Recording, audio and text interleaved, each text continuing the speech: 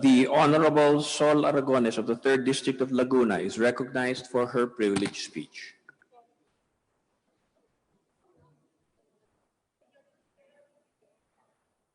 Thank you, Mr. Speaker. Mr. Speaker, my fellow representatives of the people, while staying at home, like most Filipinos during this pandemic, I Zoom today on a matter of personal privilege. At home, I watch the news and cannot help but pray for our frontliners. They who have bravely put their lives online in order to save ours. They who are doctors, nurses, and other medical personnel. They who are law enforcement officers. They who are local government officials. They who are cooks, grocery staff, delivery services, and many more. They are not immune from the virus. They just go out there despite the danger. Maraming salamat po sa matapang niyong paglilingkod. At home, I call my friends. I cannot help but ask them for donations for my constituents in the 3rd District of Laguna. They whose businesses have also been adversely affected by the public health emergency, but they who believe that the fastest way to end the crisis is to not make it worse. They support in terms of food and other essentials, can make people stay at home. Their assistance can really help. Needs can protect our medical personnel better. Maraming salamat po sa inyong lubos na kabaitan. At home, I think of the Committee on Tourism, which I chair, and cannot help but imagine and realize that in this pandemic, tourism too tested positive, tinamaan.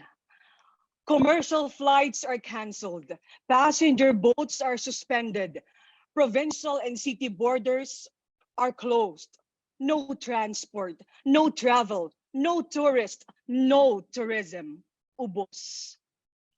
Mr. Speaker, my fellow representatives of the people, this is no longer a case for temporary quarantine or mandatory isolation. This is already in the level of ICU, agaw buhay. Rewind to before the pandemic began. It had become an increasingly smaller world. At the tip of our fingers, we could book a flight, a room, a house, a car, a boat, and anything and everything. Anybody could go anywhere. Everybody could go everywhere. Ang liit na ng mundo.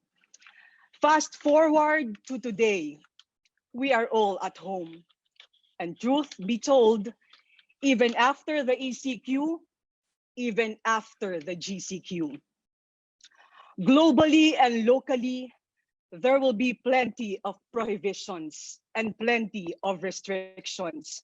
So basically, we cannot really go very far from home.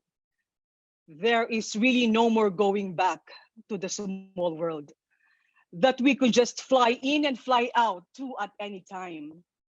The new world will be far, almost unreachable.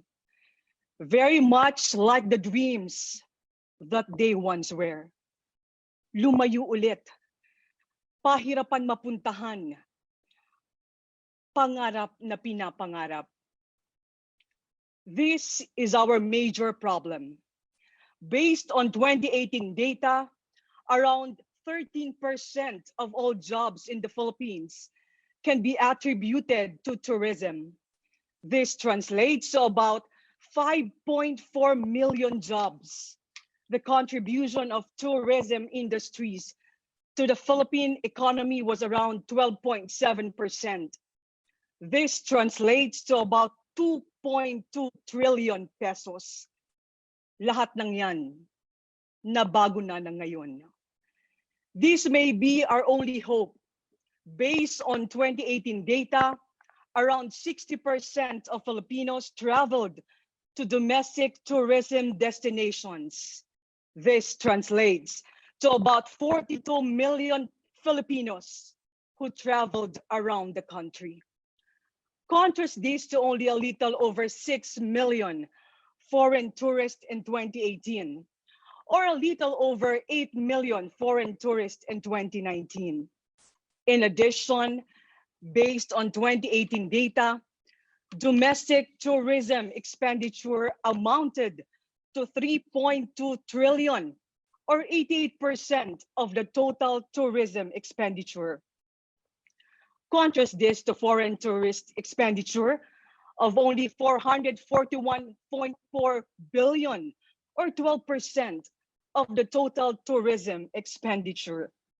Filipinos spent 7 times higher than foreigners.